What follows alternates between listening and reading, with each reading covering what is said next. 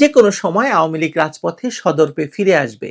কেউ কেউ বলছেন সরকারের সবুজ সংকেতের অপেক্ষায় আছে দলটি নিষেধাজ্ঞা তুলে নেওয়ার ব্যাপারে। তার মানে আওয়ামী লীগের সামনে এই মুহূর্তে একটি প্রশ্নটি হলো, তাদের ফেরা কি বিএনপির সবুজ সংকেতের উপর নির্ভর করছে, নাকি সাংবিধানিক অধিকার এবং গণভিত্তির উপর দাঁড়িয়ে নিজের পথ দলটি নিজেই নির্মাণ করবে?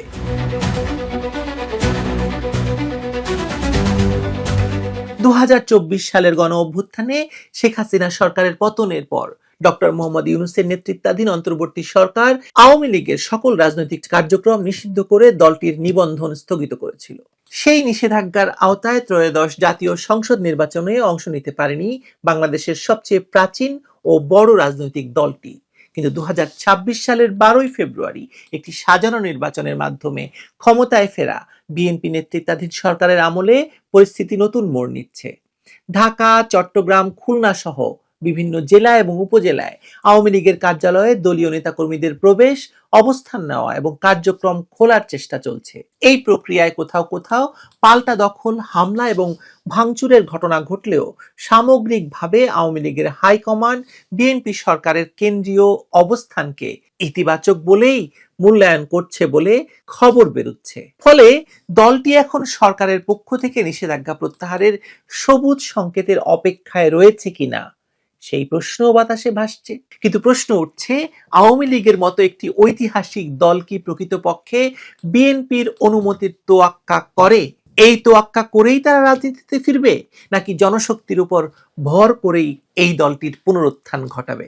অন্তর্বর্তীকালীন ইউনূস সরকার আওয়ামী লীগের বিরুদ্ধে যে কঠোর অবস্থান নিয়েছিল তাতে জামায়াত ইসলামী এবং জাতীয় নাগরিক পার্টি বা এনসিপিও দলটির রাজনীতিতে ফিরে আসার ঘোরতর বিরোধী ছিল, এখনো আছে, এবং তারা প্রতিনিয়ত হুমকি ধামকি দিয়ে যাচ্ছে। কারণ তারা জুলাই আগস্ট আন্দোলনে পাখির মতো গুলি করে আওয়ামী লীগ নেতাকর্মীদের হত্যা করেছে। তারা এখন সেই ভয় দেখাচ্ছে যে আওয়ামী লীগ ফিরে এলে তাদের আবারও হত্যা করা হবে। আর তারা ভয় পাচ্ছে যে আওয়ামী লীগ ফিরে এলে এদেশে তাদের রাজনীতির কবর রচিত হবে। এমন প্রেক্ষাপটে বিএনপি সরকার যদি নমনীয় না হতো, তাহলে বিভিন্ন স্থানে আওয়ামী লীগের অফিস খোলা প্রায় অসম্ভব ছিল বলে দলটির নেতাকর্মীদের মধ্যেই আলোচনা শোনা যাচ্ছে। এখানেই দ্বন্দ্বের সূত্রপাত। আওয়ামী লীগের সকল পর্যায়ের নেতৃত্ব একথাটি দৃঢ়ভাবে বিশ্বাস করে যে ডক্টর ইউনূসের সরকারের যে নিষেধাজ্ঞা তার দলটি মানে আওয়ামী লীগের উপর ছিল তা সম্পূর্ণ অবৈধ। তাদের যুক্তি হচ্ছে, আওয়ামী লীগ এমন কোনো অপরাধ করেনি যার জন্য সন্ত্রাস দমন আইনে তাদের কার্যক্রম নিষিদ্ধ করা যায়, এবং ইউনূসের সরকার নিজেই যখন অবৈধ, সুতরাং তাদের যে কোনো নিষেধাজ্ঞাই অবৈধ হওয়ার কথা। তাই সেই সরকারের নির্দেশ বৈধ হতে পারে না।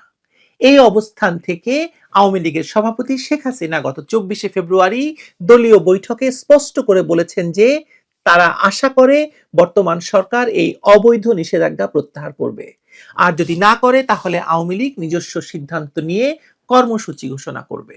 তবে শেখ হাসিনার সম্প্রতি নেতাকর্মীদের উদ্দেশ্যে দেওয়া বক্তব্যের আত্মবিশ্বাস অনেক নেতার মতে খুবই ইঙ্গিতবাহী। তিনি নেতাদের দেশে ফিরতে মানসিক এবং অন্যান্য প্রস্তুতি নিতে বলেছেন।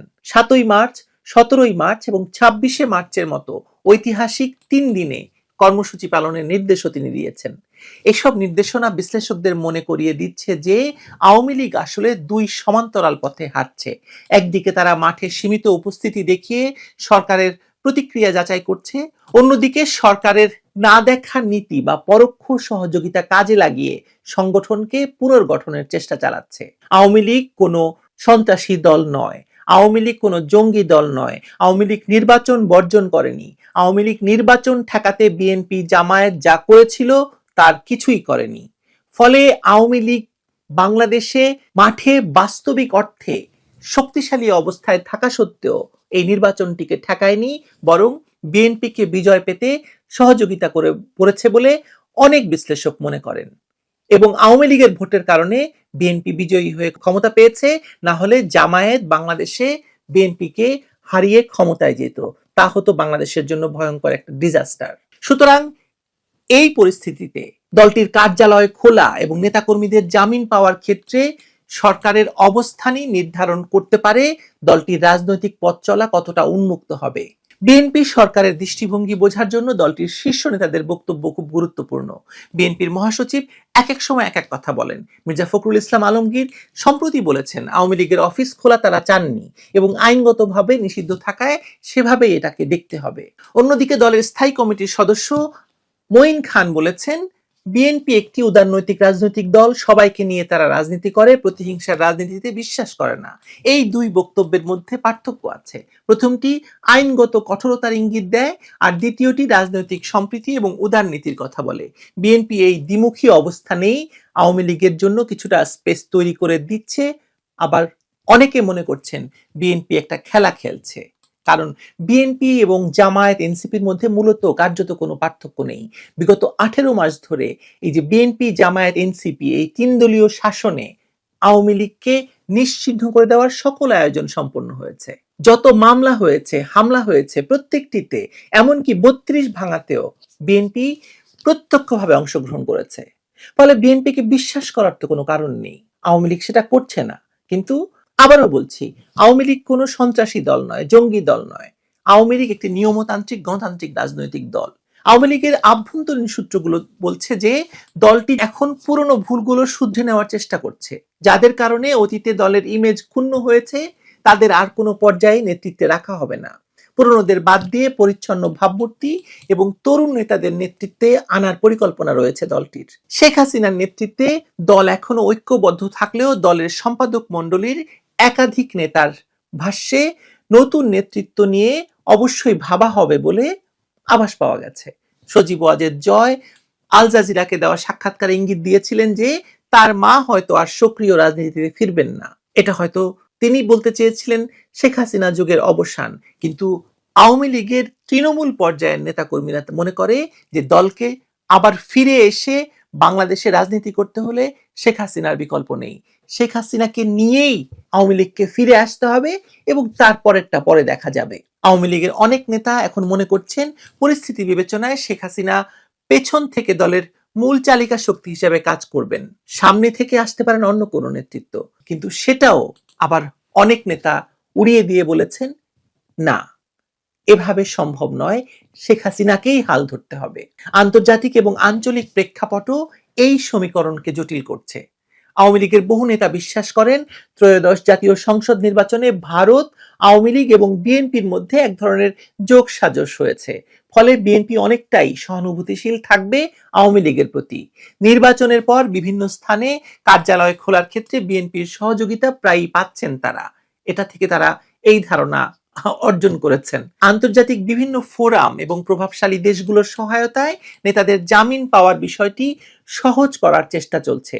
বিদেশে আত্মগোপনে থাকা নেতাদের কেউ কেউ জামিনের পরিস্থিতি স্বাভাবিক হলে দেশে ফেরার কথা ভাবছেন বলেও জানা যাচ্ছে। বাস্তবতা হলো আওয়ামী লীগের কোটি কোটি নেতাকর্মী এবং সমর্থক দেশে রয়েছেন।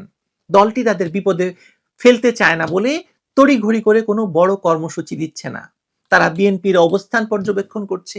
প্রধানমন্ত্রী তারেক রহমানের এখন পর্যন্ত দেওয়া বক্তব্য এবং কর্মকাণ্ডে আওয়ামী লীগের অনেক নেতা কিছুটা স্বস্তি বোধ করছেন, কিন্তু অনেকেই সেটা বিশ্বাস করতে পারছেন না।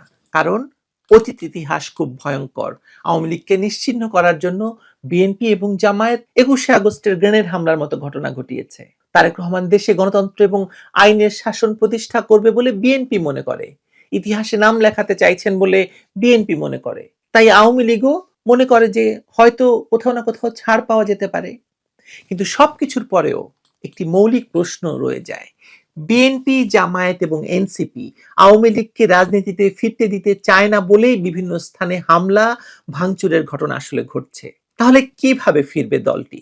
উত্তর নিহিত আছে জনগণের শক্তির মধ্যেই। আওয়ামী লীগ যদি তার দীর্ঘ ইতিহাস, সংগঠন এবং জনসমর্থনের দৃঢ় ভিত্তি নিয়ে দৃঢ় প্রত্যয়ে এগোয়, তবে কোনো দলই তাকে স্থায়ীভাবে ঠেকিয়ে রাখতে পারবে না। বিএনপির সবুজ সংকেতের অপেক্ষা সময়ক্ষেপণ। আসলে এটি কৌশলগত হিসাব হতে পারে, কিন্তু এটি সমাধান নয়। দলটি চাইছে নিষেধাজ্ঞা প্রত্যাহার করে আইনগত স্বাচ্ছন্দ্য পাক, কিন্তু শেষ পর্যন্ত জনগণের সমর্থনই হবে তাদের মূল ভরসা। বাংলাদেশের রাজনীতির গতি প্রকৃতি বলে দিচ্ছে যে কোনো দলই চিরকাল নিষিদ্ধ থাকেনি, নিষেধাজ্ঞা উঠেছে জনগণের চাপেই। আওয়ামী লীগের ফিরে আসা তাই বিএনপির ইচ্ছা অনিচ্ছার উপর নির্ভরশীল নয়, বরং নির্ভর করবে দলটি তার ঐতিহাসিক ভিত্তি এবং জনসমর্থন কতটা কাজে লাগাতে পারে তার উপর।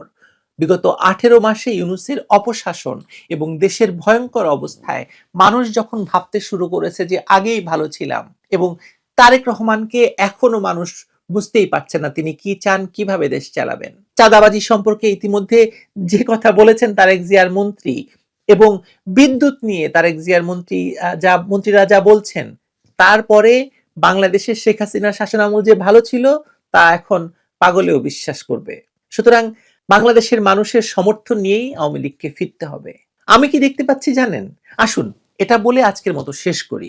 আমি দেখতে পাচ্ছি স্বল্প মেয়াদে বিচ্ছিন্ন সংঘর্ষ, নির্বাচিতভাবে অফিস খোলা এবং আদালতমুখী লড়াই চলবে। সরকার প্রতিক্রিয়া দেখাবে কেস বাই কেস হিসাবে। মধ্যমেয়াদে হয় আংশিক নিষেধাজ্ঞা শিথিল হবে, নয়তো আদালতের মাধ্যমে কার্যত রাজপথে স্পেস তৈরি, এর যে কোনো একটিতে পৌঁছানো সম্ভব হবে দলটির পক্ষে।